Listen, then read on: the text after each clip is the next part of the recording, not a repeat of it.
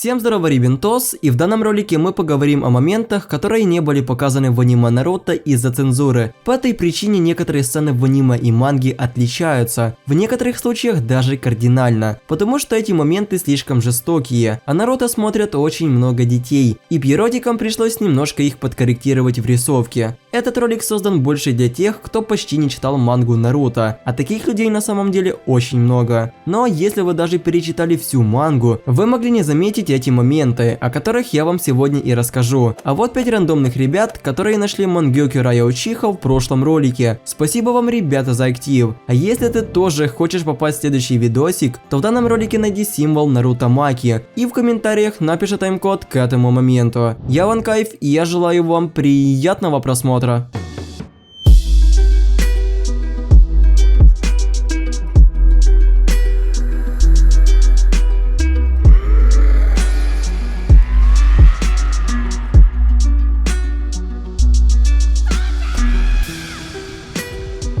Я думаю, что для многих арка экзамена на Чунина в первом сезоне Наруто является самой крутой. Именно эта арка и сделала шедевр Кишимото таким популярным. Но кто в этой арке из генинов внушал вас страх больше всего? Можете написать даже в комментариях. Кто-то скажет, что это был Гара, кто-то скажет Досу или же Неджи, но изначально для меня это был Шино. Он всегда был таинственным и тихим, и лично я очень надеялся, что именно Шино будет сражаться с Гарой. Это был бы шикарный бой, по моему мнению. Но ему выпал полуживой Заку, которого едва не убил Саски на втором этапе. В принципе, бой против Заку это была легкая прогулка для жуков Шино, который без напряга и победил. Однако в конце боя, когда Кинты Шино закупорили воздушные каналы в руках Заку, они просто взорвались, а правая его рука вообще оторвалась, что еще больше внушило в меня страх. Но в аниме этого не произошло. Его рука была на месте, и визуально казалось, что с ним ничего серьезного не случилось, хотя по канону Заку выносили уже без одной руки, а Шино просто развернулся и ушел на свое место, будто бы даже не сражался. Даже Куринай, которая была его наставником, испугалась, увидев этот момент.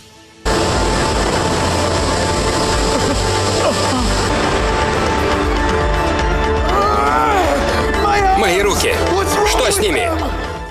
Если же первый случай был очень жестокий, то сейчас многие из вас будут улыбаться. Поверьте, в этом я точно уверен. Надеюсь, все помнят, как Наруто доверили миссию С-класса, хотя так думал только сам Наруто, потому что Цунада его обманула, ведь тогда война только начиналась, а Киллер Би и Наруто были главной целью Акацуки, и по совету 5 Каги их должны были изолировать, чтобы те не смогли их захватить. Поначалу Цунада была против, так как считала, что Наруто это их главное оружие, но 5 великих стран объединились, и все были за то, чтобы их спрятать на Райском острове. Кто не знает, то это та огромная черепаха Генбу.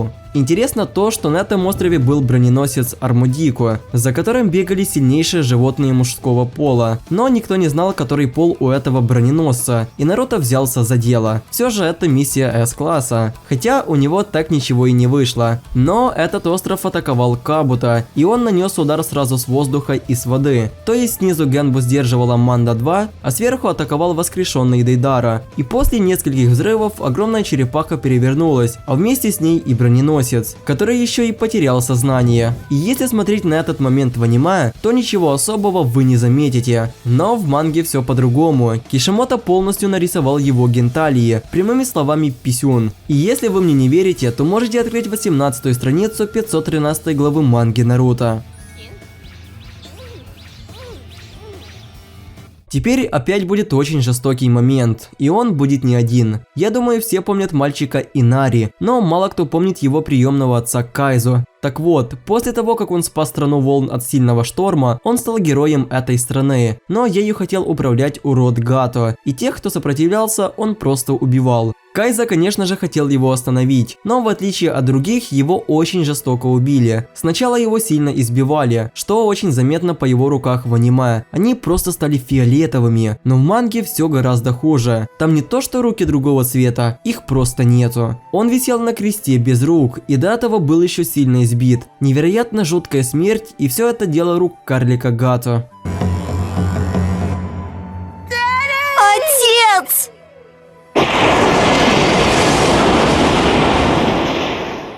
Следующие два момента будут с Шикомару. Все мы знаем, что Асума всегда курил. У него почти всегда была сигарета во рту. Это большая проблема для того же английского дубляжа в аниме. В манге никаких ограничений нету, проблема лишь в аниме. Вспомните момент, когда Шикомару сражался против Хидана. Он уже почти его убил, и перед тем, как взорвать его, он достал зажигалку. Затем появился Асума, и тот поджег ему сигарету. Однако в манге все гораздо круче. Шикомару сам закурил сигарету, и это было настолько пафосно и эпично, что я смотрел бы на такого Шикомару каждую серию. Просто посмотрите сами, какой же он крутой. Но этого не показали в аниме из-за того, что Шикомару всего лишь 16 лет. Но лично я очень хотел увидеть этот момент. Теперь вернемся в первый сезон, когда Шикомару сражался против Таюи. Здесь также была цензура, которой лучше бы не было. Так мы бы больше смогли ощутить мощь ее гиндзюцу, которой она создавала с помощью своей флейты. В общем, когда Шикомару попал под действие ее техники, его кожа на руке начала как будто бы плавиться, после чего он сильно испугался. Но опять же, в манге все куда жестче. Там как будто бы его кожа начала отделяться от кости и плавиться, но кость при этом оставалась на месте, и это выглядело намного ужаснее. Все знают, насколько Орочимару был жестоким человеком. Он всегда делал разные эксперименты. Но самое жуткое это то, что подопытными были живые люди. И никто не знает, сколько людей умерло из-за его жутких проделок. Орочимару хотел найти способ, который поможет ему обмануть смерть, чтобы он смог изучить все существующие техники и достичь божественной силы. В конце концов, он создал технику, с помощью которой он переносил свой разум в тело другого человека, тем самым перерождаясь. То есть он по факту уже приблизился к бессмертию. Это что-то наподобие кармы Оуцуцуки, которая передает все гены определенному сосуду. В аниме, когда Хирозен вместе с Анбу проник в убежище Орочимару, нету в принципе ничего необычного. По краям комнаты расположены разные полки. Ну, на первый взгляд, комната как комната. Однако посмотрите на этот момент в манге. Там абсолютно другая сцена. Везде подвешены трупы людей. Возможно, они еще живы, я без понятия. Слева вообще просто из какого-то кувшина свисают чьи-то ноги, а посередине стоит Орочимару и проводит какие-то эксперименты над телом другого человека. Возможно, это и хорошо, что эта сцена была полностью переделана, потому что она невероятно жуткая. И увидев бы я такое лет так в 10, то мне его эксперименты, наверное, бы спать не давали. Все же молодой Орочимару проводил невероятно жуткие процедуры с людьми, и это подтверждает этот скан. В принципе, на этом у меня все. Если вы хотите увидеть вторую часть данной темы, то обязательно ставьте лайки, чтобы я знал, интересно это вам или нет. Всем огромное спасибо за просмотр, не забывайте, пожалуйста, оценивать ролик лайком или дизлайком, пишите комментарии и подписывайтесь на канал. За паблик в инстаграме и беседочку в дискорде также не забывайте, все нужные ссылки будут в описании. А я желаю всем удачи и всем пока.